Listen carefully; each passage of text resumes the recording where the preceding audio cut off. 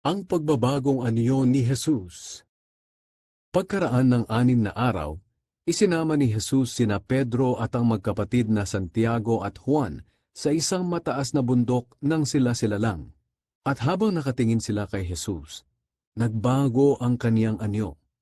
Nagliwanag na parang araw ang kaniyang mukha, at ang damit niya ay naging puting-puti na parang liwanag.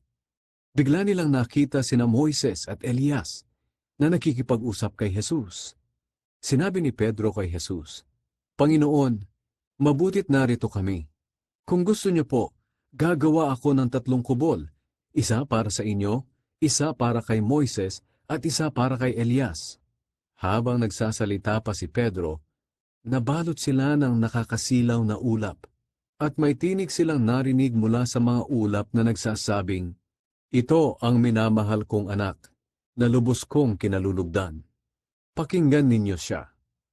Nang marinig iyon ng mga tagasunod, nagpatira pa sila sa takot, pero nilapitan sila ni Jesus at tinapik. Sinabi niya, "Tumayo kayo, huwag kayong matakot." Pagtingin nila, wala na silang ibang nakita kundi si Jesus na lang.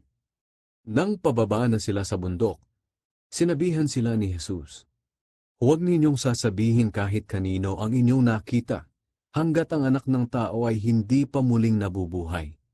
Tinanong siya ng kanyang mga tagasunod, "Bakit sinasabi ng mga tagapagturo ng kautusan na kailangan daw munang dumating si Elias bago dumating ang Kristo?"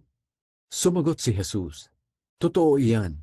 Kailangan ngang dumating muna si Elias upang ihanda ang lahat ng bagay. Ngunit sinasabi ko sa inyo, dumating na si Elias. Kaya lang hindi siya nakilala ng mga tao at ginawa nila ang gusto nilang gawin sa kanya. Ganyan din ang gagawin nila sa akin na anak ng tao. Pahihirapan din nila ako." At naunawaan ng mga tagasunod niya na ang tinutukoy niya ay si Juan na tagapagbautismo.